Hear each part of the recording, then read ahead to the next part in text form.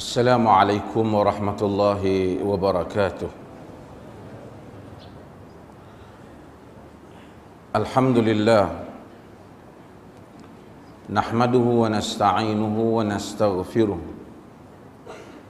na'udzu billahi min syururi anfusina wa min sayyiati a'malina.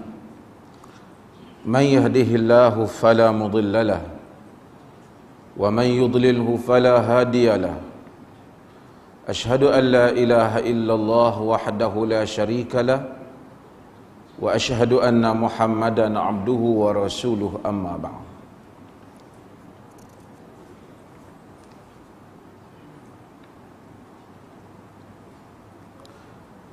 Hadirin dan hadirat yang dirahmati Allah, kita berada pada hadis yang kelima dalam kitab Bulughul Maram, masih lagi di bawah bab ataupun kitab At-Taharah, dan kita telah bahaskan 4 hadis sebelum daripada ini. Dan sesiapa yang mendengar kuliah ini atau hadir kuliah ini, dia akan dapat faham dengan lebih mendalam jika dia mendengar kuliah-kuliah yang sebelum daripada ini. Kerana sebahagian daripada hukum hakam fiqh yang diistimbat ataupun yang dipetik daripada hadis-hadis Nabi sallallahu alaihi wasallam di dalam bab-bab yang kita bahaskan ini mempunyai kaitan di antara hadis yang sebelum dan hadis yang selepas. Sebab itu Al-Hafiz Al-Imam Ibn Hajar Al-Asqalani apabila dia menghimpunkan hadis-hadis ini, ia merupakan hadis-hadis yang paling utama di sisi dia ataupun yang di sisi kajian dia yang menjadi penghujahan di dalam hukum hakam fiqh ataupun hukum hakam perbincangan amal ibadah ataupun amal hukum hakam amaliyah yang menjadi amalan kita. Maka dengan itu hadis-hadis ini dihimpunkan.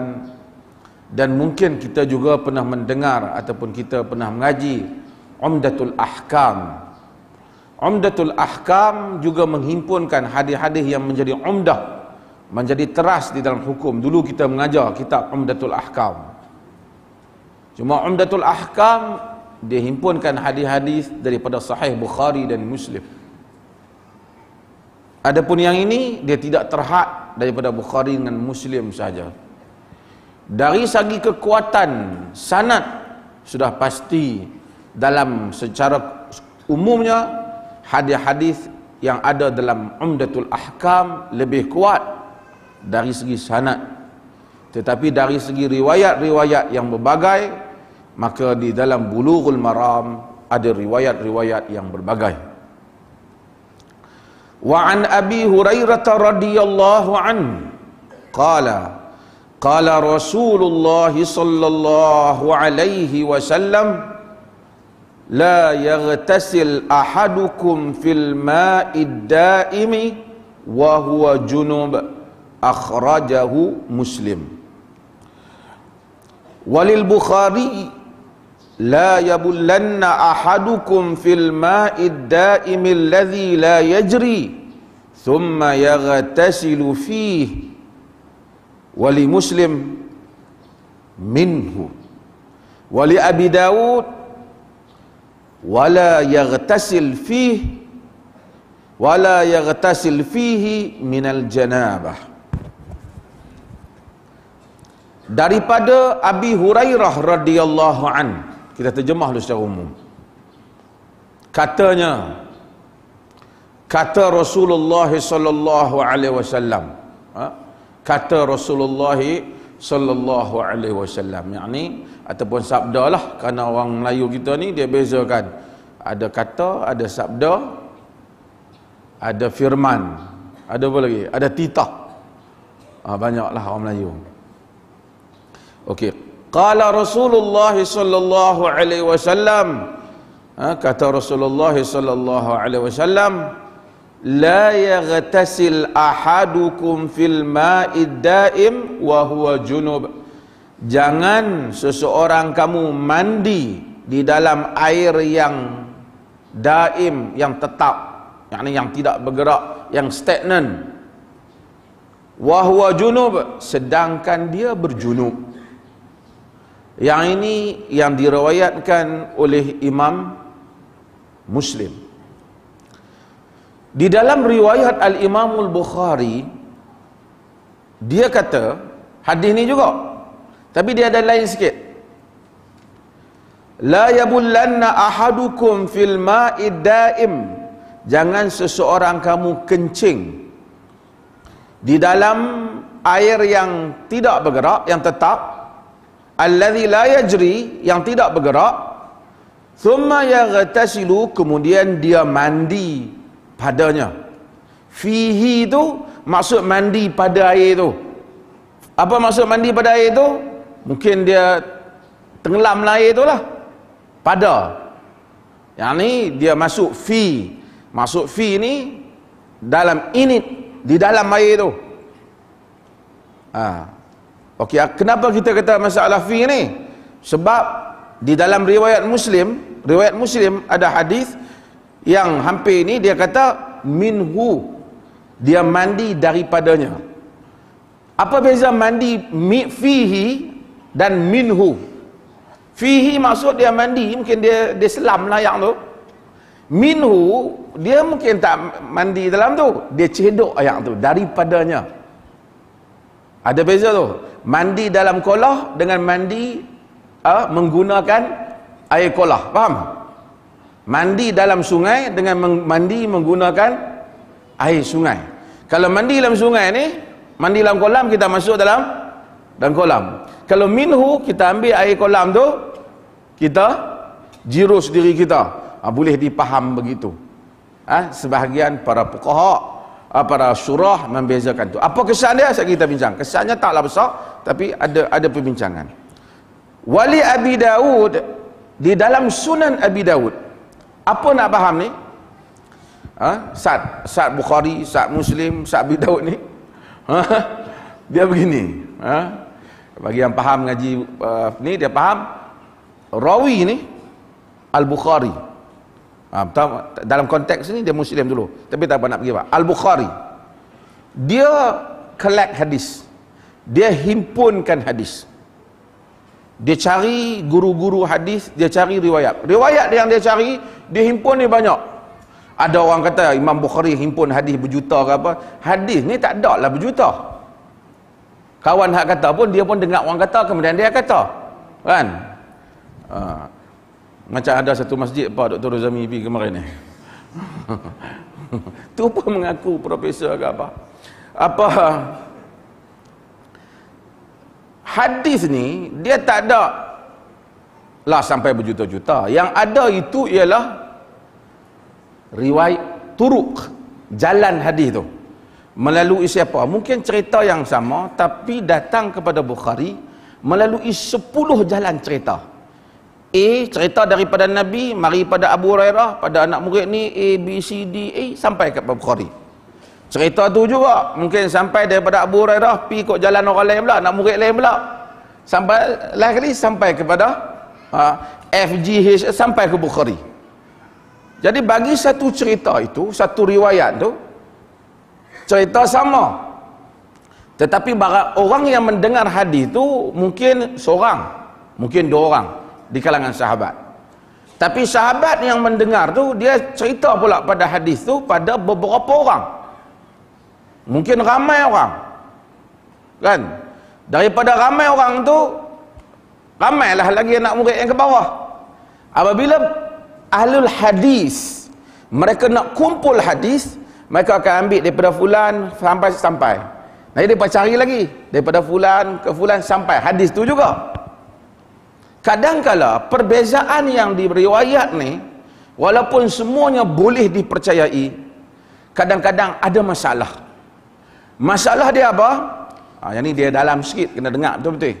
Dia panggil masalah ini dalam pembahasan ilmu hadis, ilmu matan, dia panggil masalah ar-riwayah bil makna.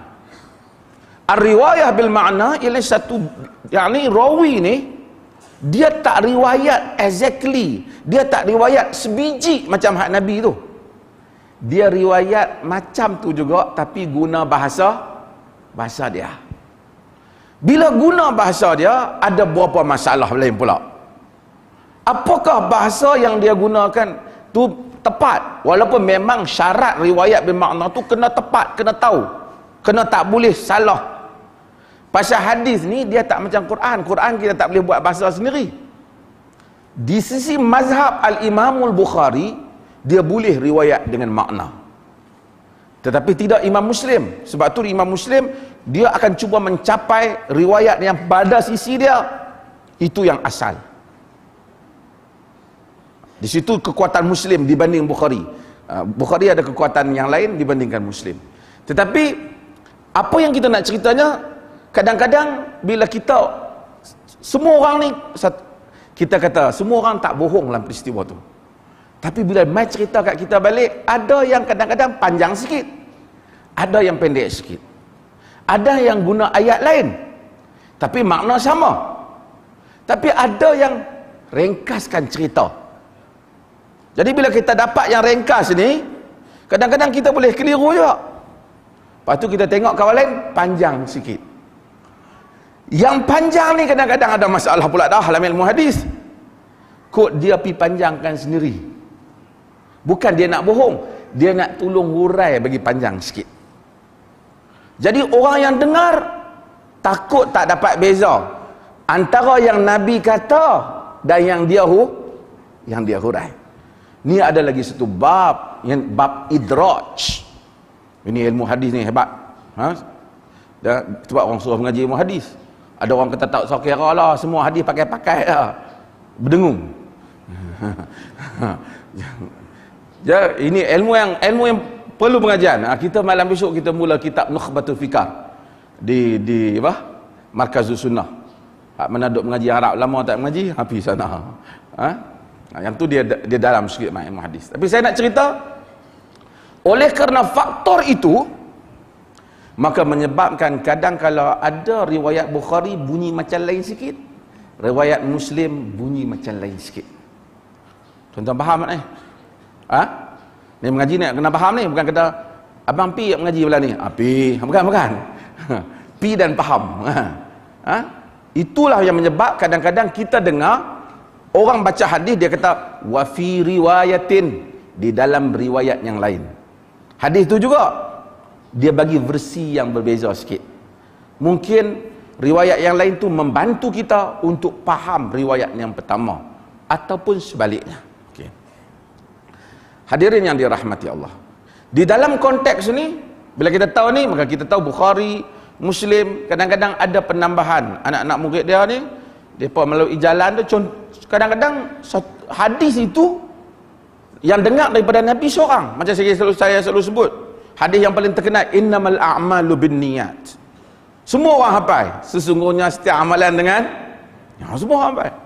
Hadis ni yang dengar daripada Nabi seorang saja. Siapa yang dengar daripada Nabi? Umar bin Khattab radhiyallahu anhu.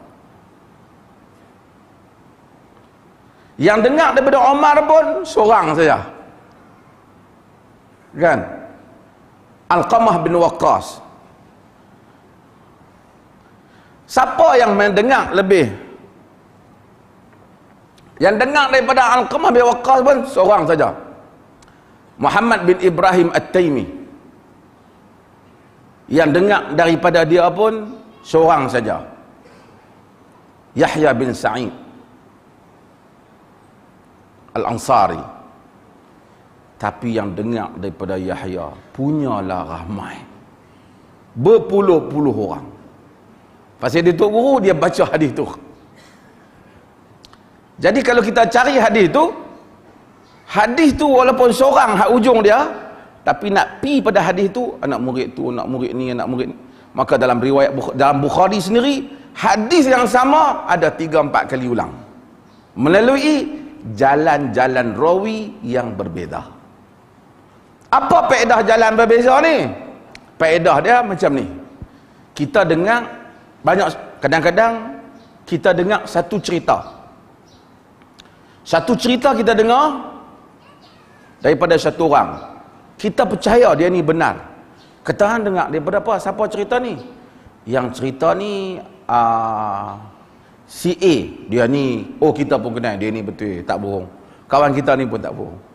Hang dengar, dia dengar daripada siapa? Dia dengar sendiri daripada orang berkenaan. Jadi antara kita dengan orang berkenaan tu ada siapa? Kawan kita. Dia ambil daripada si A yang kita pun kenal, si A tu ambil daripada kawan tu. Lepas tu kita duk fikir, dia ni memang tak bohong, si A pun tak bohong. Tapi aku takut tersilap kot. Silap dengar ke apa. Mari orang lain cerita pada kita. Kita kata dengar daripada siapa? Dia kata dia dengar daripada B. B dengar daripada siapa? B dengar daripada C. C dengar daripada sumber tu. Bunyi sama. Dia telah kuatkan apa yang hak tadi. Mungkin kita dah percaya dah, akan bertambah percaya. Kalau kita tanya kawan kita, hang dengar daripada siapa? Dia kata dengar daripada A. A dengar daripada siapa? B. B ni aku tak mau tuduh lah dia bohong, tapi dia ni kadang-kadang lupa. Contohnya, dia cerita betul dah kata. Kita pun tak apa, tak mau pegang. Mai orang lain cerita yang sama kat kita. Dengar daripada siapa? Daripada B. B dengar daripada siapa? Daripada C. B dan C ni semua boleh pakai. Kita boleh buat simpulan apa dah? Hak tadi boleh pakai tak? Boleh pakai. Tuan-tuan faham ni? Tuan-tuan nak kan? Okey. Ini adalah cara, dan banyak lagi lah, ilmu hadis ni luas. Bagaimana mereka nak trace rawi ni. Tambah lagi kalau datang. Kemudian mereka bincang pula. Hang dengar daripada siapa? Aku dengar daripada ramai orang ni. Kita dengar daripada A. Hang dengar daripada siapa? Daripada B. B dengar daripada siapa? Daripada C. Aku C ni aku tak percaya kat dia. Dia temberang banyak kali ni. C kata dia dengar sendiri. Tapi kita kata, tapi ramai orang lain pun duk cerita yang sama. Kita tanya orang ni, hang dengar daripada siapa? Aku dengar daripada D. D dengar daripada siapa? Daripada E. E dengar daripada siapa? Daripada C. Pergi kat dia tu juga. Banyak pula orang lain cerita, tapi bila pusing-pusing, pergi kepada yang sama. Yang ni dia panggil soal madar. Soal paksi dia siapa? Walaupun kadang-kadang nampak banyak rawi, tapi tak boleh pakai. Kita faham ni? Duk tengok pinau macam ni. Tak, mengaji nak kena faham. Jadi sebab tu setengah orang zaman lah ni di perlis pun ada pakat duk buat ambil ijazah lah apa. Semua tu tak ada faedah apa. Sebab tujuan ijazah, saya pun banyak ijazah alhamdulillah, tapi kita tak sebut tujuan ijazah kerana nak mengetahui rawi. Rawi hak kita tengok hak bagi tu pun sengit elok dah. Tak nanti pihak buat tahan no. Sebab tu orang tak kita pakai riwayat terus kepada yang asal, iaitu Bukhari, Muslim dan seumpamanya. Okey. Nak bagi faham rangkaian sanad tu. Dalam riwayat Abu Hurairah tadi, yang riwayat Abu Hurairah tadi, hak atas yang pertama hadis ni siapa riwayat? Muslim. Cuma Al-Hafiz Ibn Hajar dia buat mari riwayat Bukhari. Riwayat Bukhari yang dia tambah lain sikit. Dalam riwayat Muslim tu tak ada pula cerita kencing tu. Kan? Yang Bukhari ni ada pula cerita tentang kencing. Nampak tambah jauh? Ada kemungkinan berapa benda. Kemungkinan rawi yang pertama hanya riwayatkan separuh, ataupun Nabi menyebut benda tu di dalam 2-3 kejadian. Dan rawi yang sama riwayat, jadi riwayat banyak, nampak macam sama, tetapi kejadian yang berbeza. Dia panggil yang ni satu bab, dia panggil tikrar di dalam riwayat. At-tikrar fir riwayah, mengulangi di dalam riwayat. Okey. Kemudian di dalam Muslim tu dia ada minhu daripadanya. Sedangkan hak tadi faham mandi dalam, yang ni mandi daripada. Walaupun tak banyak berbeza. Dalam riwayat Abu Daud, wala yaghtasil fihi minal janabah, jangan dia mandi. Dalam bahasa Arab ni, siapa yang mengaji bahasa Arab dia tahu. Kalau dia kata summa yaghtasilu fihi, riwayat Bukhari, cuba tengok kitab yang semua kan. Summa yaghtasilu fihi, kemudian dia mandi padanya. Masa kita kata maksudnya Nabi kata jangan kamu kencing di dalam air yang tak bergerak. Jangan seseorang kamu kencing di dalam air yang tak bergerak, kemudian dia mandi di dalamnya. Kalau riwayat Abu Daud ni, dia jadi macam ni. Jangan kamu kencing di dalam air yang tak bergerak, dan jangan kamu mandi di dalamnya. Jangan seseorang kamu kencing dalam air yang tak bergerak, dan jangan kamu mandi, jangan dia mandi di dalamnya. Maksudnya dua kali larangan. Hak tadi dia khabar, dia penceritaan. Jangan seseorang kamu kencing dalam air, kemudian dia pula pergi mandi dalam tu. Dia macam jalan cerita. Ini sirah Arab. Apa perbezaannya? Nanti saya akan sebut dia. Ini satu bab yang penting sebelum nak bahaskan. Iaitu bab tentang larangan Nabi SAW seseorang seseorang mandi di dalam air yang tak bergerak. Air yang tak bergerak ni air apa? Air apa yang tak bergerak? Dalam hadis pertama Nabi kata jangan kamu mandi dalam air yang tak bergerak sedangkan dia junub. Apa maksud junub? Dia ada janub. Janub maksudnya selatan. Junub maksudnya betul. Kalau dia kata janub Syarqi Asia, apa? Selatan Tenggara, Asia Tenggara. Junub bermaksud iaitu di mana satu keadaan seseorang itu diwajibkan untuk mandi disebabkan kerana dua perkara.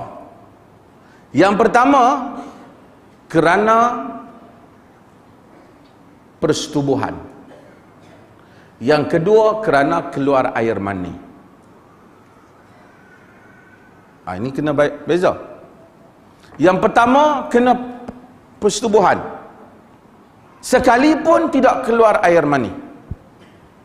Setengah orang mungkin dia tak faham, dia tak apa, tak keluar air mani, pergi kerja tak mandi.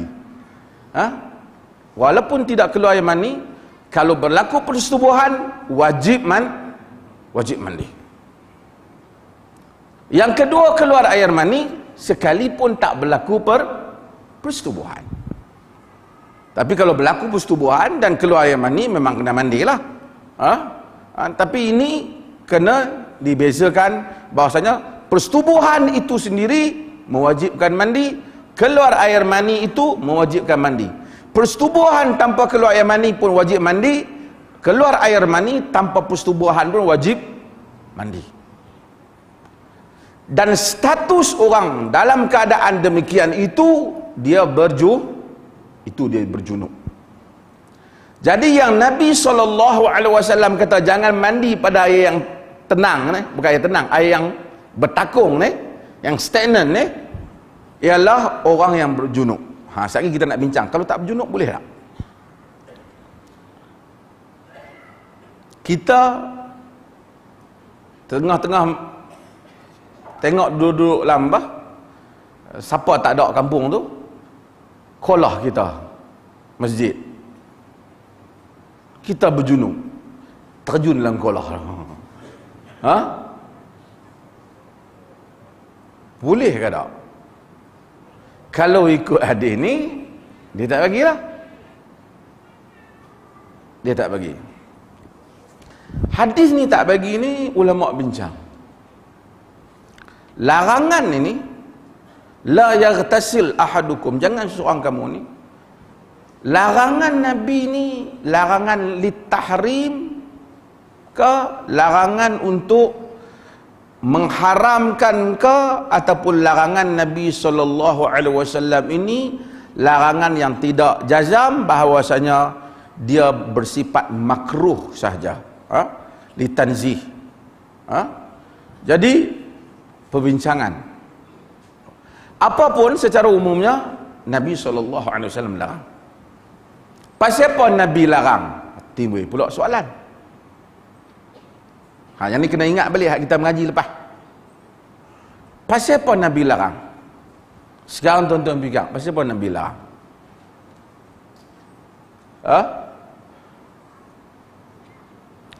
Ada pendapat menyatakan Nabi SAW larang kerana ia boleh mencemarkan air.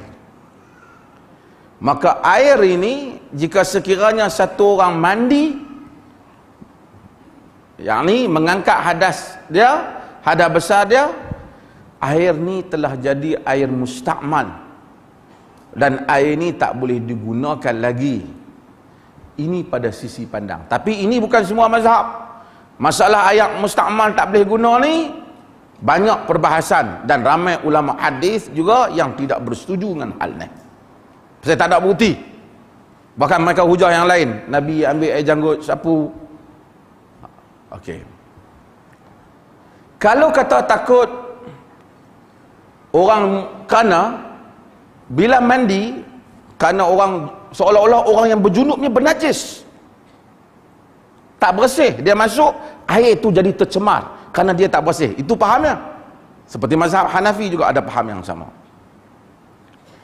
Tetapi ini tak berapa tepat pada satu sudut, kerana Abu Hurairah radhiyallahu anhu, rawi hadis ni juga, dia pernah datang dengan Nabi SAW, kemudian dia tak ada hilang. Nabi tanya, "Aina kunta ya Abu Hurairah?" Kamu bagaimana wahai Abu Hurairah?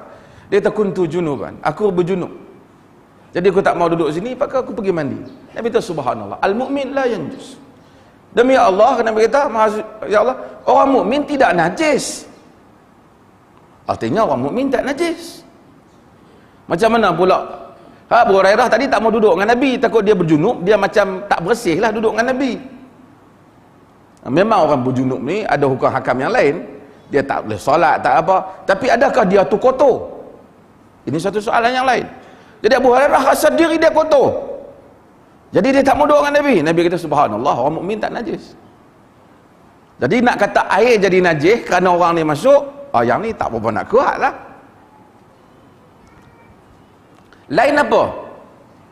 Lain kalau takut bila dia masuk, air ni kotor disebabkan bukan dia tu kotor, kekotoran yang ada pada badan dia. Kalau kekotoran yang ada pada badan dia, maka ini kena bahagi pada beberapa masalah yang kita sebut dulu. Air, kalau kekotoran tu ada pada badan dia, air boleh guna tak? Kalau badan dia ada kotor, dia masuk dalam air tu boleh guna ataupun tak? Mengaji lupa.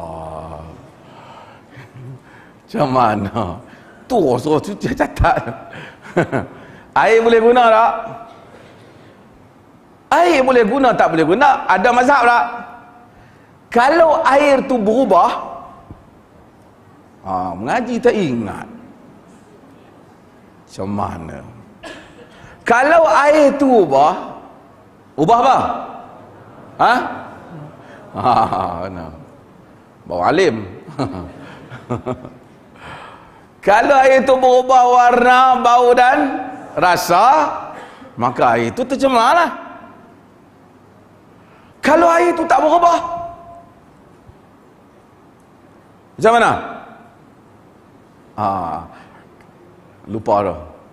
Ada mazhab pula, kan? Betul tak? Ini kita mengaji hari tu. Di sisi mazhab Malik, kita kata lagi tak berubah, air tu 1 kolah ke 2 kolah ke 6 baldi ke apa, tak berubah, kalau masih boleh guna. So kalau nak kata kerana takut air berubah, air tu tercemar dengan tubuh, tak boleh. Tapi kalau nak kata kalau air tu kotoran badan kita masuk berubah, itu kena syarat kena berubah. Kalau tak berubah, air still good, boleh diguna.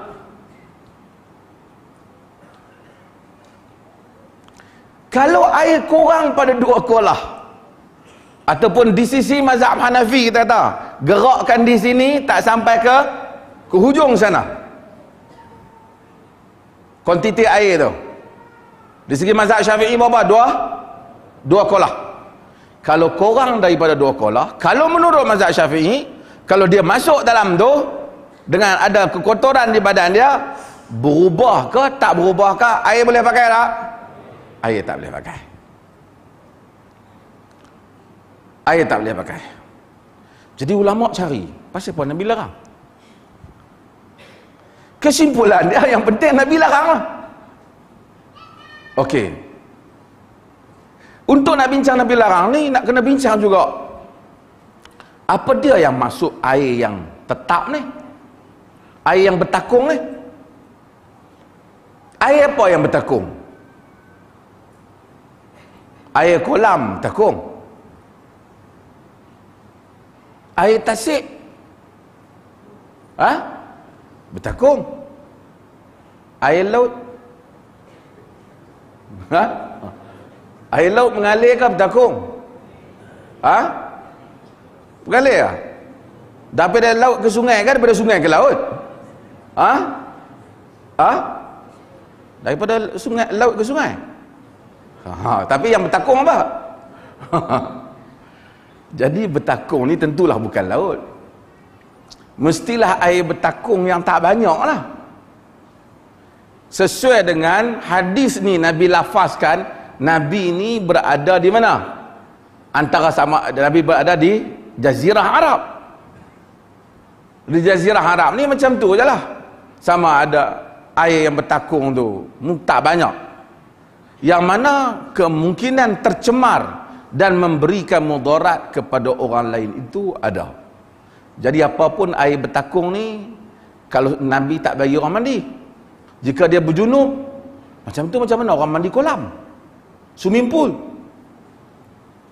Bertakung tak?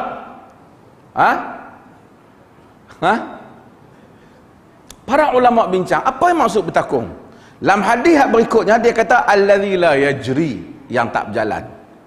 Kalau dia bertakung kemudian dia ditukar, kemudian dia akan masuk ayat baru, dia bertakung ke tak bertakung, dia dikira air yang berjalan.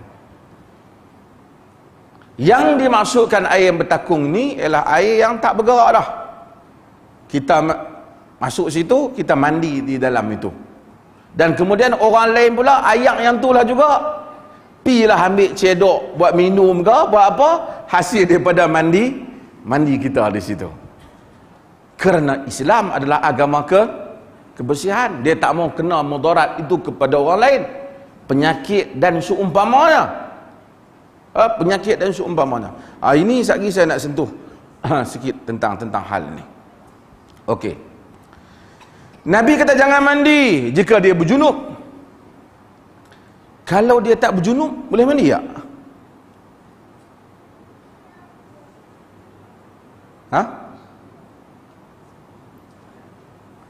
Kalau dia tak berjunub, dia boleh mandi ke tak?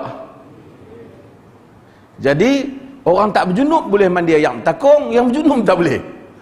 Betul maksud dia? Ini pula para fuqaha kena faham. Walaupun hadis nampak simple, tapi nak fikir maksud hadis ni. Takkan orang berjunub saja, ataupun Nabi merujuk kepada biasanya yang duk cari nak mandi ni orang berjunub. Itu yang dia sebut berjunub tu. Artinya orang yang berjunub tak boleh, yang tak berjunub pun tak boleh juga, sekiranya itu akan membawa kepada pencemaran kepada air. Kalau dia mandi air bertakung tu air wadi umpamanya, air nu besar, kolam nu air empangan umpamanya, takungan air.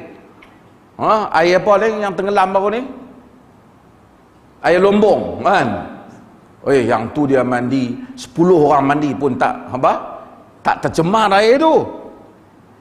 Jadi tidak termasuk daripada maksud Nabi SAW pada hadis yang pertama.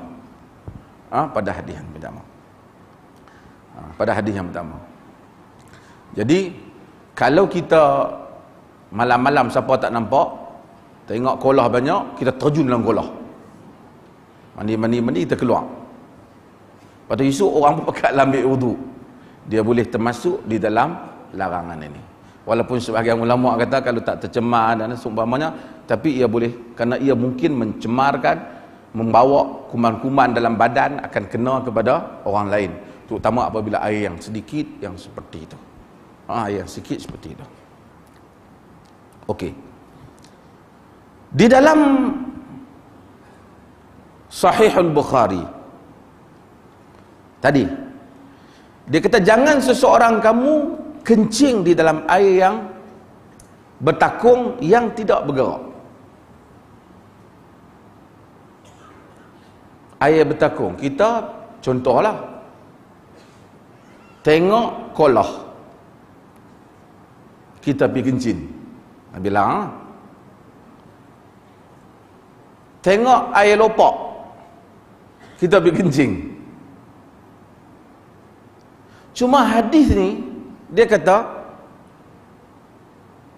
thumma yaghtasilu fihi, kemudian dia mandi tempat yang dikencing. Macam ni lah, air dalam swimming pool tu kita masuk, kita kencing tu, lepas tu kita pun berenang. Yang ni termasuk dalam yang Nabi SAW larang. Cuma swimming pool ni dia tak bertakung lah, pasal dia apa, sentiasa dia orang duk circulate air tu kan, dia duk tapik. Tapi kalau air kita masuk, kita kencing, kemudian kita pergi mandi. Nabi sebut ni atas beberapa sebab andaian. Yang pertama ialah kerana biasanya bila orang mandi dia nak terkencing, satu hal. Dan ada orang mungkin dia saja, tempat lain ada, dia tak elok perangai, dia pergi kencing situ, dia pergi mandi. Soalan yang mungkin boleh kita tanya ialah,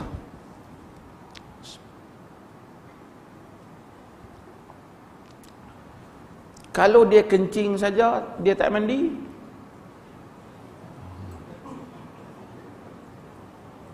boleh ke tak? Ni hadis ni. Ni mengaji hadis hukum. Ataupun orang lain yang kencing, orang lain yang mandi. Dia kata Nabi larang jangan kamu kencing dan mandi. Dia kencing, bukan aku, yang mandi aku. Jadi dia tak boleh buat dua-dua, salah satu buat. Kau macam mana? Ini para fuqaha sekali lagi bincang hadis ni. Adakah Nabi maksud kalau kencing saja boleh, atau kalau mandi saja boleh, ataupun kena mandi dengan kencing yang tak boleh, kencing dengan mandi yang tak boleh, ataupun kalau orang lain kencing, orang lain mandi, tak ada masalah. Kemudian mereka bincang lagi ialah kalau sekiranya dia tak kencing lah air tu. Tuan-tuan tengok fuqaha ni kadang-kadang macam-macam juga akal dia kan. Dia kencing dalam bekas lain, tapi pituang layak tu, boleh ke tak? Pasal Nabi SAW kata la yabullanna ahadukum fil ma, jangan kamu kencing dalam air. Kencing dalam bekas, pituang layak. Kita jangan heran, kerana ada mazhab Daud Al-Zahiri, dia kata tak termasuk dalam larangan ni. Dia literal. Larangan tu kalau nak main kena bab lain, mengenai penghujahan yang lain. Tapi hadis ni maksud secara literal, pergi kencing terus layak. Itu maksud dia, kata dah. Tuan-tuan dengan fikir, sebab tu banyak mengaji fiqh tak habis-habis. Tapi ia manfaat untuk kita tahu berbagai pandangan, dan pandangan itu ditolak. Pandangan itu ditolak kerana tidak munasabah. Ataupun mungkin dia kencing di tebing. Dah kata jangan kencing layak, tak boleh. Daripada tebing yang dia kencing tu mengalir masuk ke dalam air yang bertekung, boleh ataupun tidak dia mandi dalam tu. Tuan-tuan mungkin fikir apa, kita tak pernah buat macam tu lah kan. Tapi taklah, negeri macam Syria, macam apa, bila berperang, bila apa, kan kita masuk hutan, tengok tinggal ayak melopok besar ni saja. Dan ini fiqh ni pasal Nabi sebut pada zaman itu.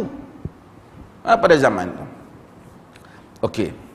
Sebahagian para ulama bahaskan hadis ni, mereka sebut hadis yang lain yang mendekati hadis ni untuk faham hadis ni.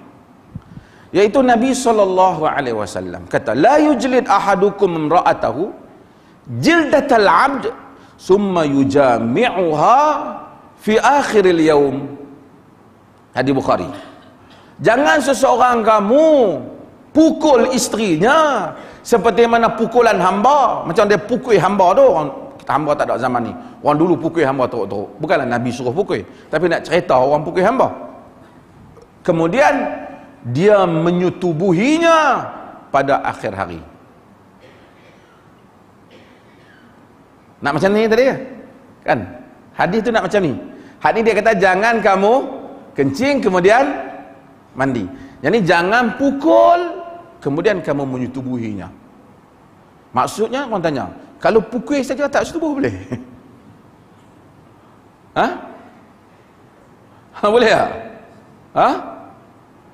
Jadi Nabi SAW bukan kata kalau pukul saja tak bersubuh tu boleh. Nabi nak larang, jangan buat perangai bodoh lah. Yang tadi hang pukul tak ingat ke dunia, yang kemudian hang pergi cari dia pula. Maksudnya Nabi larang kita apa? Kita pukul tu. Ni hadis ni ada banyak faedah lah. Orang mengaji sunnah, mengaji apa, tak boleh lah pukul bini. Kan? Mengaji sunnah, cakap sunnah, terkoyak sahabat, balik pergi tampak bini tak badan lah. Kan? Ini tak kenal.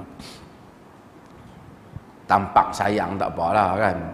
Dia main mahkamah, dia kata pasal apa pukul bini? Saya pukul sayang Ustaz tapi terkena. Itu bohong lah. Tapi Nabi SAW itu bukan berarti kalau pukul saja tak menyetubuhi pada akhir hari boleh. Tak. Jadi Nabi dalam hadis ni pun sama. Yang penting dia larang kita kencing di dalam air yang bertakung. Dia larang kita kencing yang bertakung. Lebih buruk lagi kita berkencing dan kemudian kita pun mandi. Tapi kalau kita tak mandi, mungkin orang lain pergi mandi. Ia akan memberikan mudarat kepada orang lain. Dan ini, sekejap lagi saya akan sentuh sikit. Dan ini ialah, tengok Nabi Islam dia sentuh benda-benda yang macam ni.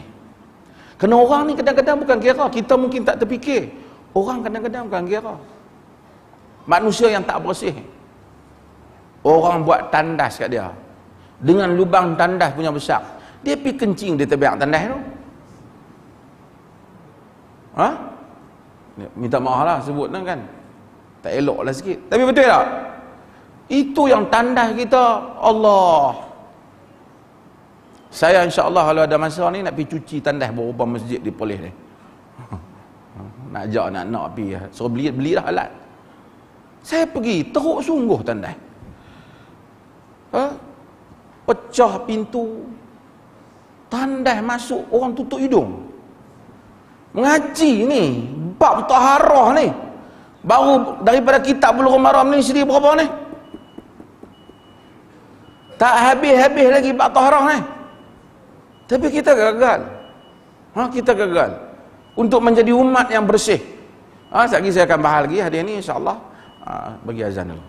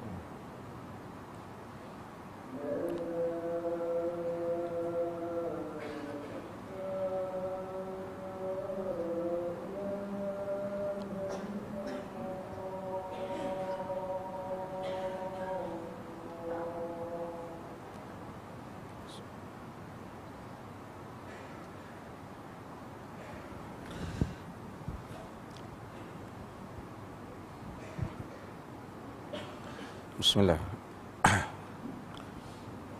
Hadirin mukminin yang dirahmati Allah. Sebelum kita sambung tadi, hadis ni setelah kita tahu kita dilarang mandi kencing di dalam air yang bertakung, maka kalau kita kencing di air yang mengalir, boleh atau tak? Dia nak tengok keadaan.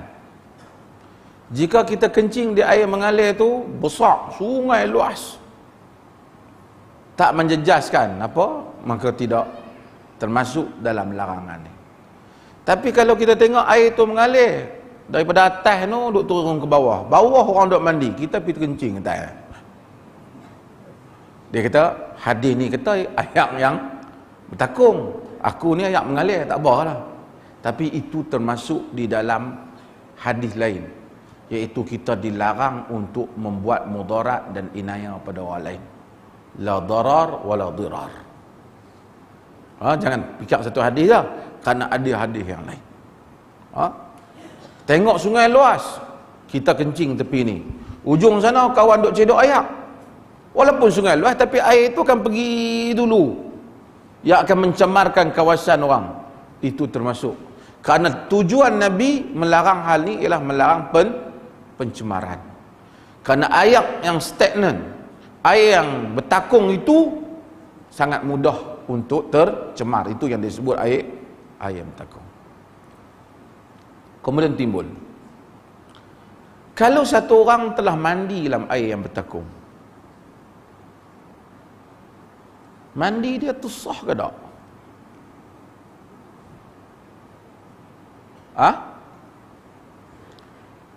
Kalau sekiranya satu orang berwuduk dengan air yang bertakung, yang mana satu orang telah mandi dalam tu, wuduk dia sah atau tak?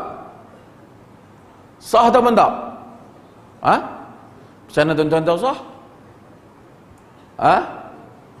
Kena balik kepada kaedah lah. Air itu ada perubahan atau tak? Pun tak. Jika ada perubahan, maka sah atau tak? Tidak sah. Kan? Perubahan tu perubahan disebabkan faktor najis. Tapi kalau dia ni badan dia punyalah banyak, dia spray minyak wangi, perfume, dia terjun ayak pun bau wangi. Ada berubah warna, berubah apa? Bau. Tapi bukan perubahan disebabkan najis. Dia termasuk dalam kita bagi tahu tentang taksim, pembahagian air itu, walaupun jumhur kata 3, tetapi mazhab Abu Hanifah dan yang ditarjihkan oleh Ibn Taymiyah 2, iaitu air yang tahur sama dengan makna tahir, dan kemudian air yang mutanajis. Air yang bersih lagi bersih, mensucikan, air yang mutanajis. Tak ada air yang suci tapi tidak mensucikan. Pembahagian itu dinafikan oleh sebahagian para muhakkikin, ulama-ulama yang menilai tentang bab ini. Hadirin dan hadirat yang dirahmati Allah, artinya kalau dia berwuduk sah dengan syarat tidak berubah, walaupun larangan itu ada. Hadis ni secara keseluruhannya Nabi kita Muhammad sallallahu alaihi wasallam minta nak jaga supaya orang Islam ni bersih. Kalau ikut dalam banyak hadis-hadis Nabi ni, penyakit ni susah nak tersebar dalam dunia Islam. Mandi layak, takung tak boleh, ayak mengalir baru boleh. Orang Islam ni Nabi dia ajak, Nabi bercakap dalam konteks bukan macam kita ni. Kita mungkin fikir Allah yang nak pergi mandi ayak takung tu buat apa, ayak banyak tu ada. Nabi bercakap di tanah Arab yang hujan jarang-jarang. Nabi tak mau nak jaga air ni. Tambah dalam susah dapat air pun kena jaga air, tambah yang senang dapat air ni, lagilah kena jaga dengan sampai air tercemar. Ni orang Islam, masyarakat Islam banyak. Kalau kita tengok, saya baca satu artikel, dia kata wanita yang paling bersih ni lah wanita Islam lah. Ni bagi orang lelaki lah kan. Hakikatnya wanita Islam yang semayang, solat, dia mandi, dia apa. Kalau yang bukanlah kata yang tak Islam tu tak mandi, tapi mungkin mereka juga bersih, tapi tidak ada satu peraturan dia tak mandi 5 hari pun tak apa. Dalam negara macam kita ni tak mandi sehari pakai kepala lah. Tapi kalau tuan-tuan pergi duduk di negara sejuk, tak mandi 6 hari okey. Bukan dia terasa apa, tapi oleh kerana kita ada bab mandi Jumaat bagi orang lelaki, bab mandi wajib, orang wanita selepas haid dia kena mandi wajib, berjunub kena mandi. Maka bila lelaki menggauli wanita muslimah sepatutnya sentiasa bersih. Itu nanti kita tengok lagi hadis Nabi SAW. Nabi suruh bubuh pewangi lagi wanita pada kemaluan mereka. Betapa Nabi itu menjaga kebersihan dalam hal ini. Patutnya masyarakat Islam paling bersih, masjid dia paling bersih, pergi tanah dia paling bersih, rumah kita paling bersih, kedai makan kita bersih. Kita tengok kedai makan Allah, sebahagian kadang-kadang keadaan lah, saya bukan nak salahkan semua, saya baru balik dari Indonesia, ada yang bersih, tapi macam itulah dengan keadaan kemiskinan dan sebagainya, kadang-kadang susah masalah kebersihan ni. Kita duk jaga halal-halal ni, nak kira sembelih bagi ikut syarak, betul lah. Tapi agamanya bukan sembelih saja, kebersihan, makan yang bersih, cara hidang yang bersih, itu yang kita sebut dulu. Kalau pergi masuk kedai ni Islamik, tengok ayat Quran penuh, tengok yang jaga cashier tu pun pakai serban lagi, kita rasa Islamik. Tapi Islamiknya kedai bukan yang tu.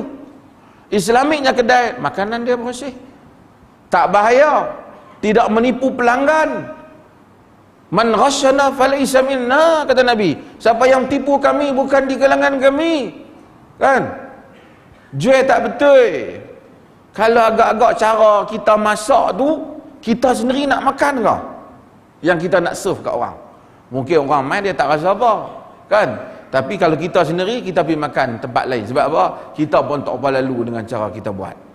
Umpamanya lah, Kalau artinya kita tipu orang lain makan. Orang Islam amanah. Kita percaya dia amanah ni, dia amanah, dia bersih.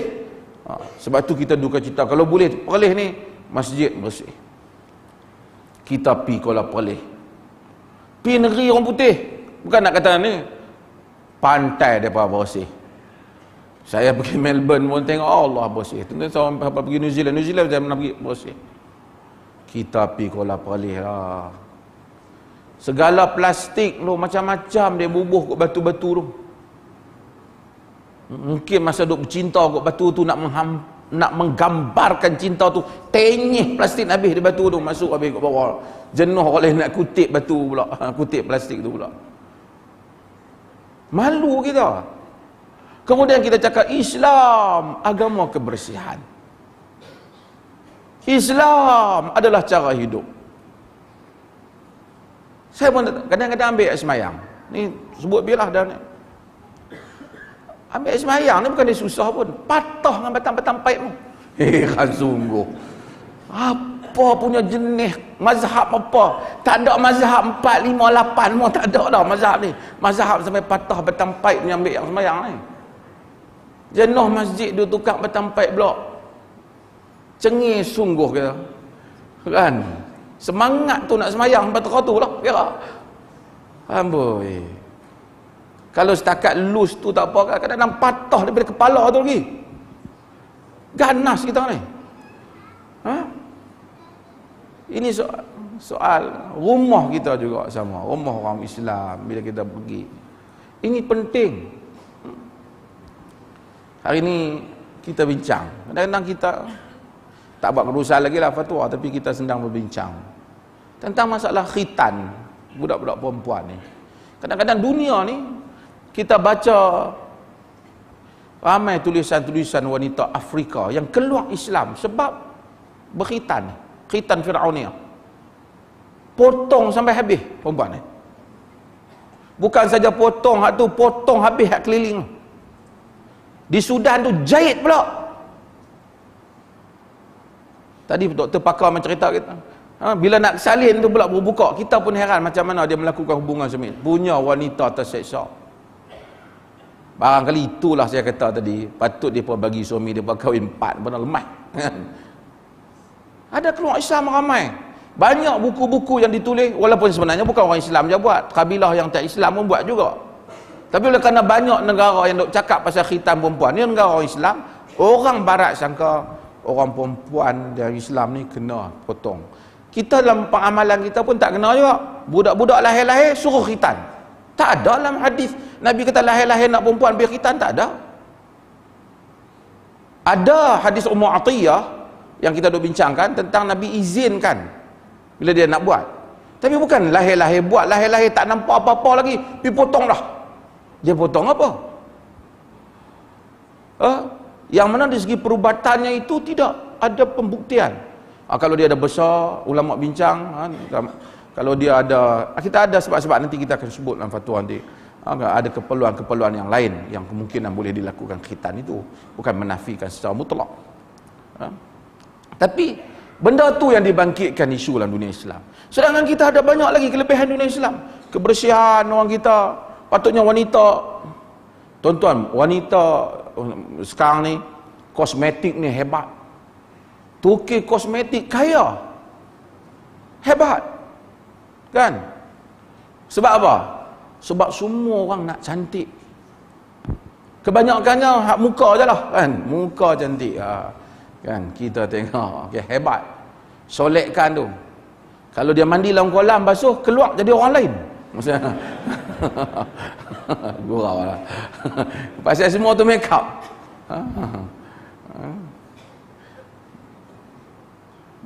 Mementingkan kecantikan ni baguslah, terutama untuk suami lah. Innallaha jamil yuhibbul jamal. Allah Ta'ala itu cantik dan sukakan kecantikan. Tapi patut masjid kita cantik, negeri kita cantik, kedai orang Islam cantik. Kita pergi ke Thailand, dia pun bukan orang Islam, tapi saya rasa banyak tandas mereka lebih bersih daripada kita. Tuan-tuan pernah pergi kan? Terutama di tempat-tempat R&R mereka, di session minyak mereka. Bersih. Kita lah korang sikit lah, sebab semua pakat ada handphone ni, boleh tulis perasaan di Facebook. Kalau tidak, conteng habis di dinding tandas. Islam ajak manusia bertamadun 1400 tahun yang lepas. Nabi ajak benda ni. Suruh bersih, jangan kencing tak tahuan Allah. Patutnya kalau ikut format hak Islam bagi ni, masyarakat yang bersih, sihat, penyakit tak mai dalam dunia Islam. Dan kita akan temui banyak lagi hadis-hadis Nabi SAW yang baginda mengajar kita supaya kita menjadi umat yang bersih. Baginda cakap semua. Kadang-kadang kita bayangkan Nabi ni kan, dia hidup dalam realiti Arab. Arab tu macam tu lah kan, ayat dia tak banyak, yang tu saja dia guna, mandi dengan cara-cara dia pun. Tapi bila mari seorang Nabi ni boleh susun semua, daripada jenis ayat yang orang nak ambil wudu, kepada ambil wudu, kepada nak solat, muqaddimah kepada solat, daripada azan, iqamat, lepas tu solat, satu susunan yang teratur. Kalau sekadar dia nak reka-reka agama ni, pakai tak boleh reka macam ni. Mesti agama ni diturunkan oleh Allah Azza wa Jalla. Mesti agama ni diturunkan oleh Tuhan yang sebenar. Diturunkan oleh. Dan semua dunia dulu bangga. Sebab tu orang dulu bangga dengan bahasa Arab, bercakap Arab. Saya pergi baca tentang travelers. Kalau kita pergi di Oxford, di camp dulu, setiap kali nak ada convocation mereka, wakil dulu daripada Andalus datang. Pasal Islam merupakan pelambangan kepada kebersihan. Bila mereka nak tawan balik rumah orang, nak tawan balik Andalus daripada Islam, daripada umat Islam, mereka tengok rumah yang mana ada tandas dalam rumah mereka. Sistem tu orang Islam boleh buat. Hainamatul Quran tutla, Quran dibaca ataupun ada tandas dalam rumah mereka. Dulu orang tak tahu, orang kena pergi buang air di jauh. Tapi orang Islam buat sistem. Kerana orang Islam dia sentiasa berinteraksi dengan ayat. Tak ada orang lain mungkin dia tak jumpa air 5 hari pun tak apa.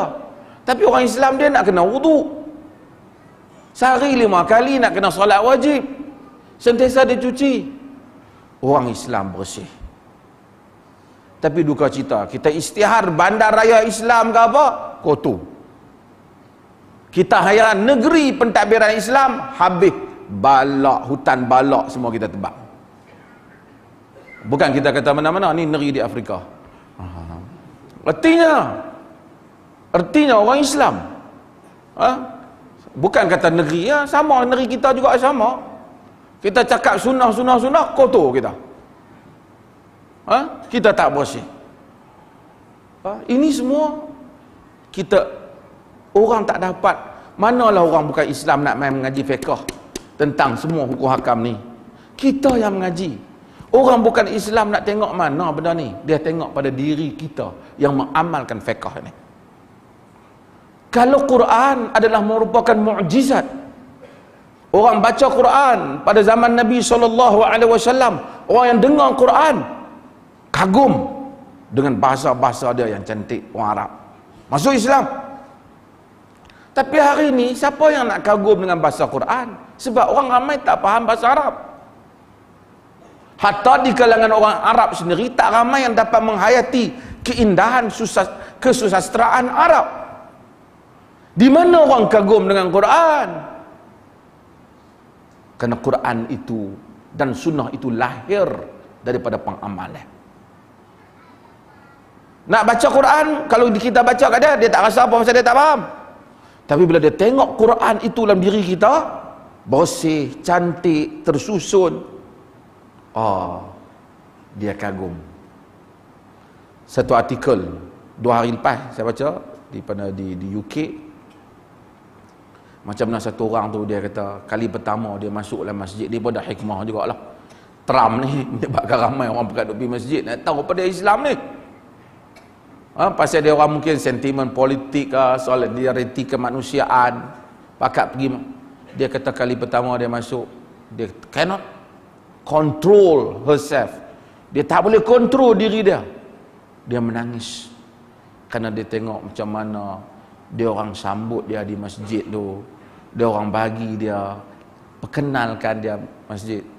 Jadi dia rasa begitu hebatnya hospitality orang Islam. Bagaimana orang Islam meraihkan tetamu bila datang, masuk tengok, boleh duduklah masjid, tengok orang Islam. Dia cuma dia tak tengok, dia tak sempat masuk nak tengok solat, tapi tengok masjid saja dia menangis, dia syahdu. Hari ini ada satu budak, tak tahulah artikel tu tulis, dia kata dia pun tengok masjid orang bakar. Budak ni bukan Muslim, Kristian, kecil lagi, dia pergi bagi duit tabung dia $20 ke masjid. Dia nak sumbang jugalah macam mana masyarakat lain sumbang. Pasal bukanlah kerana dia agama. Sekarang ni orang, kita kena tahu kehidupan mereka ni selalu mereka bagi donation untuk bantu orang, dia bagi. Jadi masjid tu tahu budak lagi kecil lagi, dia bagi, mungkin bapak dia suruh ke apa, dia tak tahulah, sebagai masjid tu beli ke dia iPad, bagi ke dia hadiah kembali, dia akan kenang. Ini menunjukkan wala tastawil hasanatu wala sayyi'ah, idfa' billati hiya ahsan. Tak sama hak jahat dengan yang baik, yang baik dengan yang jahat. Tolak yang jahat itu dengan cara yang baik. Maka hebat Islam. Kita faham, kita kalau orang bukan Islam nak main masjid, pakai pincang. Apa hukum mereka masuk masjid? Kita tak boleh. Kita mazhab Syafi'i, jangan bagi. Buat dah. Boleh orang bagi kalau Wahabi selalu. Inilah yang menyebabkan kejumudan, inilah yang telah menghalang Islam yang lebih bersifat umat manusia, rahmat untuk sekalian alam, Islam yang lebih bersifat progresif, Islam yang lebih bersifat moderat, Islam yang lebih bersifat maju ke hadapan, Islam yang lebih bersifat sederhana yang diajar oleh Nabi. Tak dapat ditemuinya oleh kerana golongan-golongan yang jumud ini, yang cuba memperkenalkan fatwa-fatwa yang keras, yang akhirnya bukan orang dapat melihat keindahan Islam, akhirnya dapat yang mereka lihat ialah kekerasan sikap kita mengenai Islam. Sedangkan dalam Islam ni banyak, kita tengok bagi hadis ni saja berapa banyak pandangan para fuqaha. Ambillah pandangan yang lebih memenuhi maksud syarak itu ataupun memenuhi tujuan. Semuanya bertujuan untuk mendapatkan redha Allah, tetapi konteksnya. Kita baca dalam hadis Nabi, Nabi kata la tusafiru bil Quran ila ardi adu fa inni la amanu an yanaluhu adu. Nabi kata jangan kamu, dalam hadis Bukhari dan dalam Imam Ahmad, fa inni akhafu an yanaluhu adu. Maksudnya jangan kamu bermusafir bawa Quran ke negeri musuh, kerana aku bimbang nanti musuh akan mendapat Quran ni. Nanti dia dapat, dia hina. Kalau kita nak baca hadis tu, kita pergi negeri-negeri yang tampak tak suka Islam ni, tak boleh bawa Quran lah. Tak, dia ada konteksnya. Pada zaman dulu dia ambil, dia koyak ke, dia bakar, Nabi tak mau. Hari ni orang tak buat yang tu, kita bawa Quran. Bahkan kita present Quran bagi orang bukan Islam supaya baca. Bukan semua orang yang bukan Islam. Kemudian kalau kita nak pincang fiqh lain, apa hukum dia pegang Quran sedangkan dia belum mandi junub? Nak bagi dia mandi junub, kena masuk Islam dulu. Pakai tak baca Quran, dah lah kawan tu. Ini ada artis-artis Hollywood sekarang ni yang mula baca Quran dan bawa Quran merata kerana terpengaruh Quran. Patutnya kita lihat keindahan Quran. Ada orang kata, ni bahaya, mereka ni dah tak masuk Islam, mandi junub pun dah pegang Quran. Pemikiran yang seperti inilah, kejumudan inilah yang di negeri ini alhamdulillah. Ada orang pergi tanya Dr. Rozami apa semua ni, so minum ayak bagi banyak air. Negeri ini bebas daripada fanatik mazhab. Bukan orang tolak mazhab, orang bebas daripada fanatik mazhab. Kerana fanatik itu tidak membantu. Fanatik itu hanya akan menghilangkan keindahan Islam. Para ulama daripada semua mazhab adalah dihormati, dan keikhlasan, kesalehan mereka tidak pernah dipertikaikan. Tetapi menjadi hak kita untuk memilih di antara pandangan-pandangan mereka yang banyak itu, mana pandangan yang kita ambil. Kerana mereka semua telah berhujah, kita telah mendengar penghujahan-penghujahan mereka. Kita ikut A pun ulama, B pun ulama, C pun ulama, tetapi kita mengetahui keadaan kita lebih daripada mereka. Mereka mengetahui nas itu pada zaman mereka, Kita mungkin tidak sehafal seperti mereka, sealim seperti mereka, tapi kita mengetahui keadaan kita lebih pada mereka. Kerana mereka hidup pada zaman yang lain, kita hidup pada zaman yang lain. Kerana fiqh itu hai. Quran dan sunnah ini tidak pernah ada perbezaan di kalangan umat Islam. Wajib beriman pada Quran dan sunnah. Tapi kita tengok sepotong hadis Nabi yang kita baca, berapa banyak tafsiran ada. Hadis daripada Nabi, tapi tafsiran bukan semua daripada Nabi. Hadis tak salah, Quran lagi tak salah, tapi tafsiran dan huraian kemungkinan salah ataupun kemungkinan tidak tepat. Maka oleh kerana banyak huraian dan tafsiran, kita menilai huraian dan tafsiran yang memenuhi maksud yang menggambarkan keindahan Islam yang selalu kita sebut dalam solat, Alhamdulillahirabbil alamin. Segala puji bagi Allah, Tuhan sekalian alam. Ia bukan Tuhan orang Islam saja.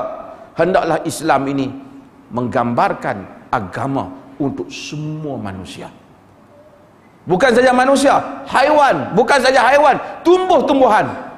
Bukan dia kata bukan Rabbun Nas, memang Tuhan itu Rabbun Nas, bukan setakat Tuhan manusia, Tuhan seluruh alam. Air pun ada hak dah, Nabi tak bagi cemar. Pokok ada hak dia, binatang ada hak dia. Nabi tengok unta, Nabi kata unta ni mengadu pada aku, hampa tuan dia pukul dia. Siapa tuan dia ni? Hak unta pun Nabi jaga. Kita hari ni dunia Islam orang tak jaga. Kita tengok peringkat antarabangsa yang cakap hak haiwan, hak panda, apa lagi? Hak binatang-binatang, kita kata mereka jaga menjaga hak binatang tu Nabi jaga. Tapi tak ada orang Islam jadi juara, semua orang barat juara.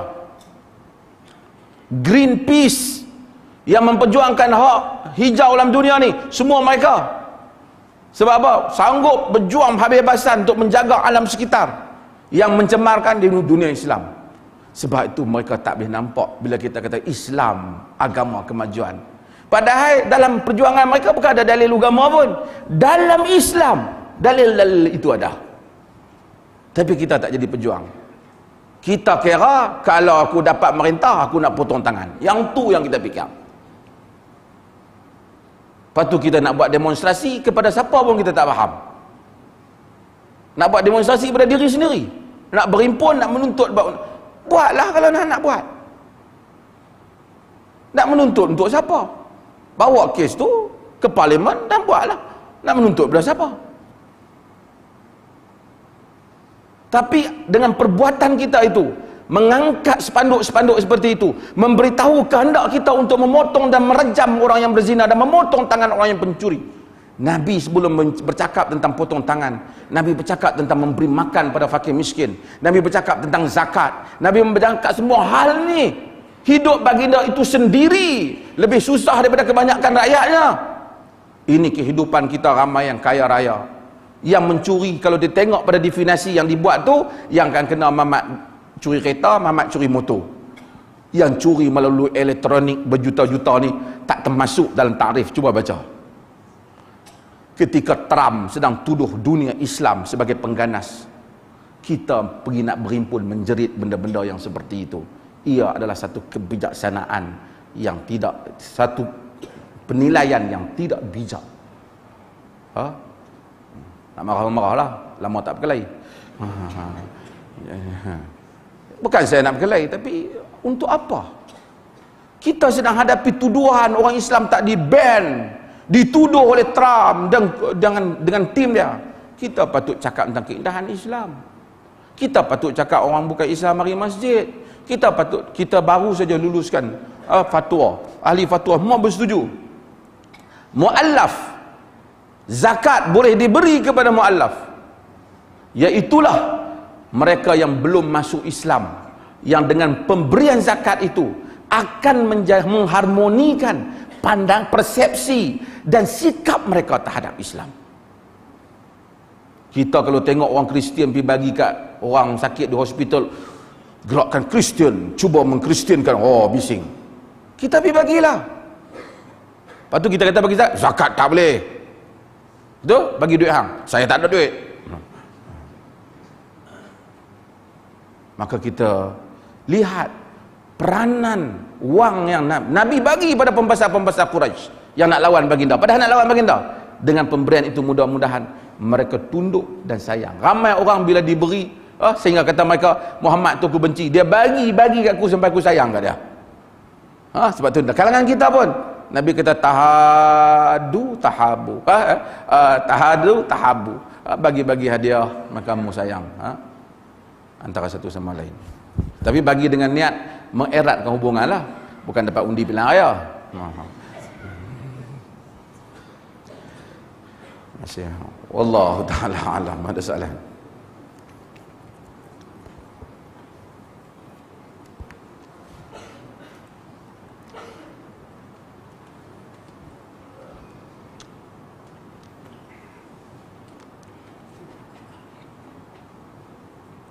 Ada soalan tak? Tak ada. Malam besok bagi siapa yang ada kitab Nukhbatul Fikar, kita akan memulakan pengajian ilmu hadis di Center of Sunnah. Tuan-tuan tahu kan? Iaitu Masjid Lama Arau. Kita buat Center of Sunnah.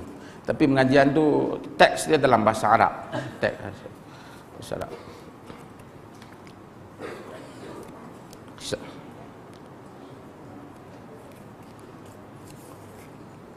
Benarkah Sayyidina Umar pernah tanam anaknya di zaman jahiliyah? Ada riwayat dalam hal itu, tetapi tidak kuat untuk disokong. Dan kita nak tanyalah anak dia yang mana yang dia tanam tu. Kalau Umar ni jenis tanam anak perempuan, kita hendaklah tahu anak perempuan Umar, Hafsah binti Umar tu lah isteri Nabi SAW. Dia kahwin dengan Nabi ketika umur dia lebih kurang 28 gitu. Dia janda. Umar selepas suami dia meninggal, Nabi Umar bin Khattab offer ke Uthman, offer ke Abu Bakar, offer ke Uthman tak mau, tak apa dia kata. Offer ke Abu Bakar ni dia diam, dia tak kata mau, dia tak kata tak mau. Umar kata aku ni tak puas hati ke, mau ke tak mau habaq lah. Kawan bagi anak kawan. Duk tak apa lama Nabi SAW binang Hafsah, bagi kat Nabi ya. Bakal kata pada Umar, barangkali kau itu rasa kecil hati sikit kot. Sebenarnya bukan aku tak mau, aku pernah dengar Nabi sebut tentang Hafsah ni, sebut benda baik lah. Rasa Nabi ada hati, Nabi dengan dia. Jadi Nabi nak, jadi aku bagi Nabi lah. Aku tak maulah abang macam tu. Jadi tuan-tuan pun kalau ada anak, bagilah kat ustaz-ustaz mana yang mana tak menikah lagi ya. Hak menikah pun boleh ejeki masjid no.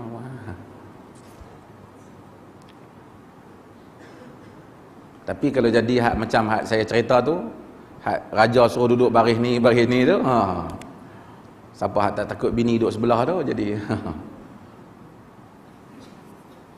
adakah ruang untuk orang yang mendarhakai Allah bahagia? Tak ada lah. Wa man a'rada 'an dzikri fa inna lahu ma'isyatan dhanka. Siapa yang berpaling daripada mengingatiku, baginya itu kehidupan yang sempit. Kita tengok dia kaya, bahagia bukan masalah tu. Kita selalu rasa bahagia dia kereta punya besar. Saya kenal tuan ramai je artis ni nak duk mai jumpa. Hak mana tuan-tuan duk rasa cantik tu pun ramai mai jumpa macam cerita kan. Tapi saya dapat simpulkan tak bahagia kebanyakannya. Semua ada masalah. Ada yang fikir nak bunuh diri, ada yang fikir kena nak tidur, kena makan ubat tidur. Macam-macam lah, bukanlah nak tak sebut nama lah. Kan macam-macam. Sebab kita nampak dia bahagia, sebenarnya kita nampak dia seronok. Bahagia ni satu yang mustaqar, duduk dalam jiwa kan. Sebab tu cari bahagia, ramai orang yang bahagia senyum je, main naik motor sengit dia pun senyum lah. Hak naik kereta hebat dia pun dah lolok sabut dia 2-3 ni sabut, jumpa sabut saja. Bukan kita suruh jadi miskin, kita tak suruh. Tapi tak boleh kita nak andaikan bahagia tu dengan kekayaan. Tapi kalau kita kata senang dalam erti kata mudah hidup, nak pergi sana sini senang, memanglah ada duit tu membantulah manusia. Dan agama pun dia bukan suruh kita miskin, sebab dia suruh kita bayar zakat.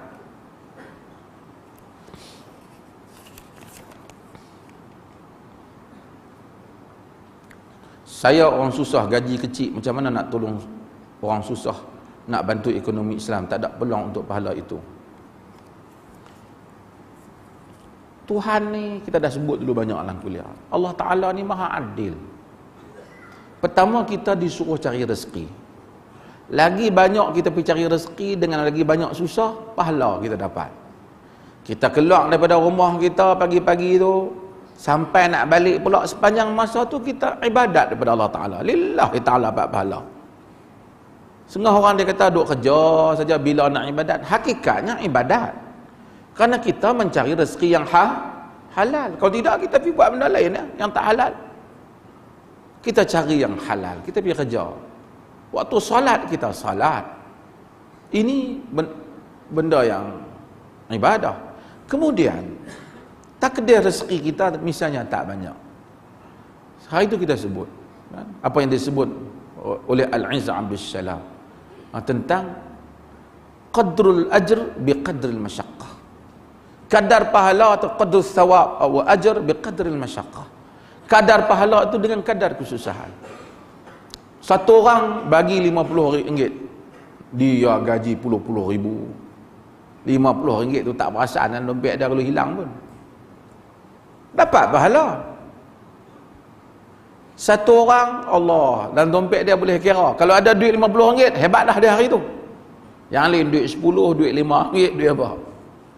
Kalau orang meminta tolong, dia nak bagi RM5 pun, dia duduk fikir 3-4 kali, tekuk mis tu nak bagi, dia bagi RM5. Di sisi kiraan 50 tentu lebih banyak daripada RM5. Tapi di sisi Tuhan, Allah lebih mengetahui kadar susahnya seorang hamba yang nak bagi RM50 dengan RM5 tadi. Sebab itu salah satu nama Tuhan Al-Adl, Maha Adil. Maha Adil. Jangan susah hati bab ni.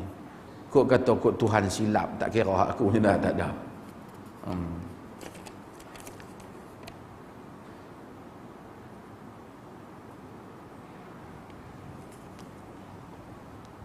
Bolehkah kita mempamerkan kenderaan kesukaan milik kita, pakaian cantik dan pendapatan kita di media sosial? Ini ada orang yang hari-hari kan masalah kan.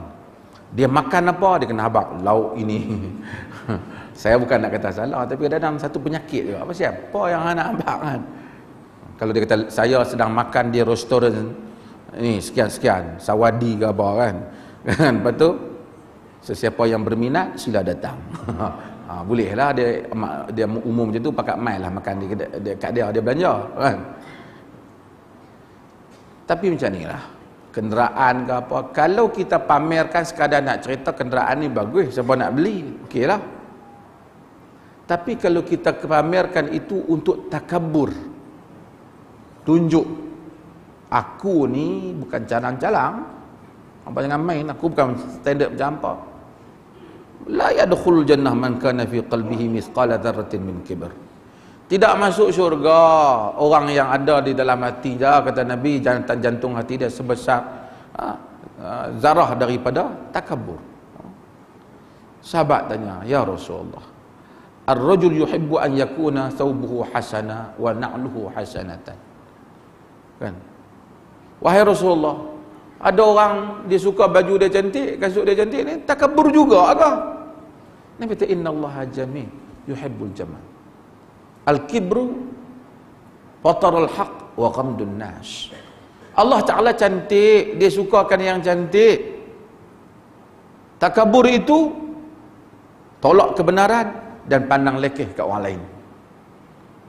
Tapi sekadar nak kata alhamdulillah Allah bagi nikmat, saya ingat apa? Wa amma bi ni'mati rabbika fahaddits. Saya umum, tapi bukan untuk takabur. Itu kena jagalah kan. Kalau kita alhamdulillah hari ni saya dapat beli kereta ni, harga nak bagi tahu kat kawan dia, kalau jumpa kereta ni kereta aku lah tu kan. Bukan ada takabur posan, kadar dia nak habaq ya. tidaklah termasuk dalam bab ini. Tak termasuk. Dia sendiri tahulah diri dia.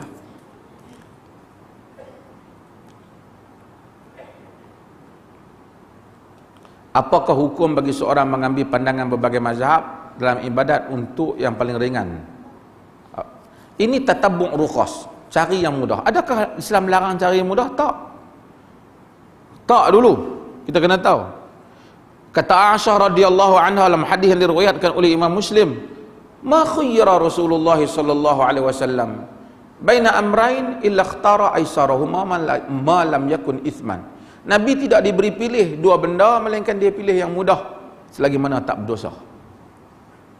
Cumanya bukan yang mudah tu sampai tak ada dalil. Yang penting kena terikat dengan dalil. Kita pilih-pilih pendapat ni bukan syok-syok. Pasal hak mana kita buat ni, besok kita akan berdiri di hadapan mahkamah Tuhan yang Maha Agung. Tuhan akan tanya, siapa hang buat macam ni? Hang tak buat macam tu. Kita pergi kerana aku dengar hadis Nabi buat macam ni. Bagi ada jawapan. Dan aku tengok para ulama telah tafsir benda macam ni, aku yang tak ada ilmu ni, dan aku dengar mereka tafsir begini daripada hadis yang demikian. Ada alasan kita di sisi Tuhan.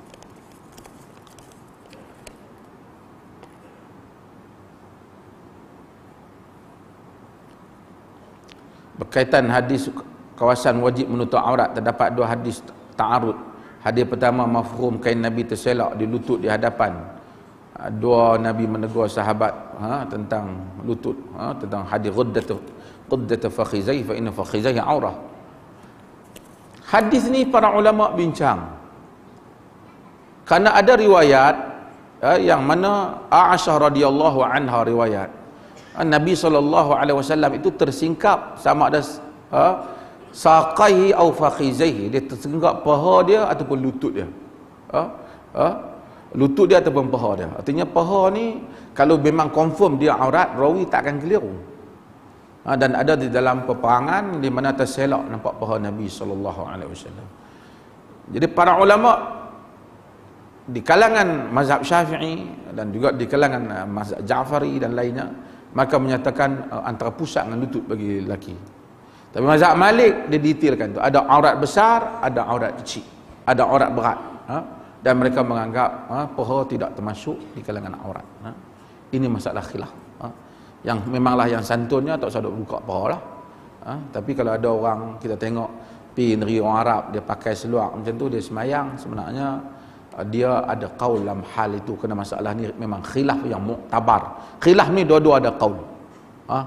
Kerana nak tafsir hak Nabi tu tersingkap ke? Kalau kita Nabi tersingkap, bukan Nabi singkap. Tapi dia yang jawab, dia kata tak mungkin Allah singkapkan aurat Nabi nya. Atas satu jawapan, tapi itu pun dijawab balik. Kerana ada di peristiwa lain Nabi tersingkap terus pakaian dia. Hadis yang kata tersingkap paha ataupun betis itu, dia orang kata itu ragi syak min rawi syak. Tapi maksudnya kalau rawi boleh syak, kalau benda tu confirm aurat, tang rawi tak boleh syak. Ini menyebabkan khilaf hatta di kalangan para sahabat radhiyallahu anhu.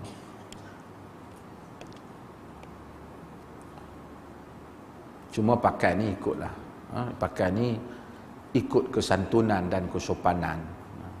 Kita pakai dengan pakaian orang nampak pelik pada orang lah. Syuhrah pelik kan. Kita tu imam, tahulah mazhab Malik pula, pakai seluar pendek duduk sapu sembah depan masjid. Pakai, sedangkan uruf tu tak dapat diterima lah masyarakat kita. Bukan hang miskin sampai tinggal seluar tu.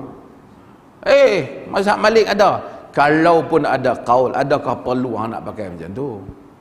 Ini benda-benda yang hal-hal. Benarkah cinta kepada manusia itu melemahkan dan cinta kepada Allah itu memberi kekuatan? Allah Azza wa Jal tahu bahawasanya kita cinta pada Allah satu hal. Memang di perintah Nabi sallallahu alaihi wasallam dalam Quran, in kuntum tuhibbunallaha fattabi'uni, cinta Allah, yuhibbunallaha wa rasulahu, cinta Allah dan rasulnya. Tapi itu tak menafikan bahawasanya manusia cinta kepada orang lain. Dia suruh cinta kepada kekasih dia. Kan? Wa ja'ala bainakum mawaddatan wa rahmah. Allah jadikan mawaddah dan rahmah. Jadi kalau kahwin tak cinta, dia kena cinta dengan isteri dia. Sebab itu saya dah sebut, dia kena ada mawaddah nak kahwin, mawaddatan warahmah.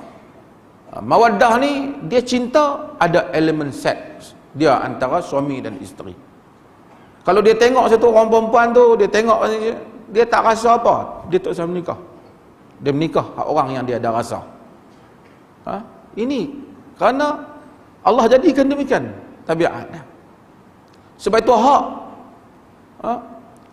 Kalau suami isteri dia bawa ke mahkamah, suami saya ni kahwin ni tak bagi nafkah zahir batin. Suami dia tak tahu, hang penting kan benda tu, tak payah nak penting, fikir benda ni di akhirat esoklah. Tak boleh. Ada hak dah di situ. Suami dia kasar dan seumpamanya, kerana agama ada cinta itu melahirkan sifat.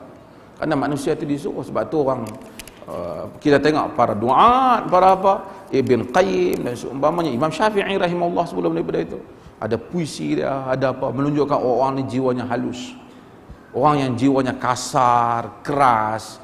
Ini kadang-kadang tidak begitu konsisten dengan tabiat Islam yang santun, yang sukakan kepada Nabi. Kata man la yarham la yurham. Al-Aqra' bin Habis, dia orang padang pasir, tengok Nabi SAW mari tengok cium Al-Hasan, cium Al-Husain. Dia kata inna li 10 min al-aulad ma qabbaltu ahadan minhu. Aku ada 10 orang anak, aku tak cium pun seorang. Nabi kata la yarham la yurham. Siapa yang tak kesian, tak kasih kat orang, dia tak dikasih hari ini. Kita bukan membenarkan ibu bapa yang dihantar ke rumah sakit tu, ke rumah apa? Orang tua-tua. Memang tak betul perbuatan tu, tapi kita juga kena tengoklah juga ibu bapa. Hendaklah ada benda kasih dan sayang kepada anak. Sebab kadang-kadang cinta ni dia berbalas. Manusia ni, kalau jenis yang kita semua orang ni yang ada ni semua ni romantis belakang ni. Tapi saya cerita ni yang duk tengok di dalam dunia ni. Manusia ni cakap dengan anak macam bos nombor 1 ketua tentera cakap dengan anak, anak pergi mana? Allah. Ada bahasa Quran ajak, ya bunayya aqimis salah, wahai anakku dirikan sembahyang. Wa idh qala Luqman li ibnihi wa huwa ya'idhuhu ya bunayya la tusyrik billah. Ketika Luqman berkata kepada anaknya dalam keadaan dia menasihati anaknya, wahai anakku, jangan kau nak syirikkan Allah. Ya bunayya, wahai anakku. Bahasa ni cakap orang kadang-kadang na'udzubillah dengan anak dia. Marah kat nada, anak haram dia, na'udzubillah. Saya contoh minta maaf dalam masjid ni. Dia cakap kat anak dia dia kata anak haram. Dan ada orang bukan sabqul lisan, bukan terlincak kata, memang itu ayat dia. Dan kadang-kadang kita tengok budak-budak ni, kita boleh tahu ayat pak dia dan ayat mak dia. Macam mana kita berinteraksi dengan isteri kita, bahasa kita dengan isteri kita, bahasa kita kadang-kadang cakap dengan isteri kan, weh, hang nak pergi mana? Bukan ada santunnya. Cakap dengan isteri berani sangat, kat kedai kopi takut min. Minta maaf lah, bukan nak beletak, memang nak abang. Tapi ini kesantunan agama. Bahasa ada santun, cakap dengan anak-anak, cakap dengan ni, cara pujuk anak-anak, cara sentuhan. Agama ni luas. Ajar kita dalam hal-hal yang seperti ni. Baikilah. Sebab tu saya selalu sebut, Allah Azza wa Jalla kata, wa qur rabbirhamhuma kama rabbayani saghira. Wahai Tuhanku, wahai Tuhan, kesianlah kat mereka berdua itu, macam mana mereka besarkan aku, jaga aku masa aku kecil. Artinya kalau masa kecil kita tak sayang kat anak-anak kita jaga, doa tu tak kena kat kita. Kalau masa kecil asyik luku anak ya, pantang anak silap, dia kerja nak pukul ya. Ada orang pantang anak silap. Saya pernah tengok ada orang pukul anak sampai merah habis mata ni, gua pernah nampak. Anak dah besar lah, saya tengok lah, dia kata budak-budak lah, bukan kenal kita dah. Padan, bukan nak kata padan, tapi kadang-kadang pasal tu anak-anak ada tak mau tengok dia, kerana tarbiyah kita. Manusia ni dia respon dengan cinta, kasih. Nabi kata man la yarham la yurham. Siapa yang tak kesian, tak kasih, dia tak dikasihi. bentuk sikap balik-balik perbetui diri. Betul tidak? Assalamualaikum. Balik Assalamualaikum abang. Cakap elok. Isteri pun jangan, abang ni macam puan tabiat dah nampak cakap elok lah. Abang ada masalah apa lah? Dia pula kata, kita tak boleh macam tu. Kata aku pergi mengaji suruh cakap elok kan. Bagaimana seorang pesakit kencing manis tidak lawas ingin bersolat dan menjaga kebersihan? Bolehkah dia menjadi imam?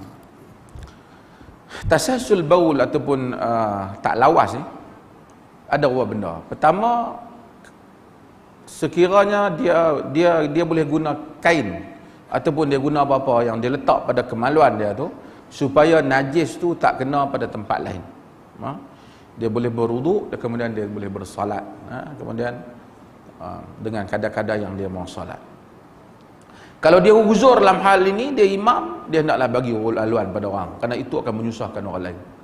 Kalau dia bimbang berapa kali dia mari ke masjid, tercemar masjid kerana membabitkan orang Islam yang lain kerana kehadiran dia boleh bersemayang, bersolat bersendirian. Sebahagian riwayat menyebut Imam Malik bila dia dah tasasul baul ni, dia cuba elak daripada mendekati masjid Nabi SAW. Hal ni kerana nak menjaga kebersihan. Allah banyak last.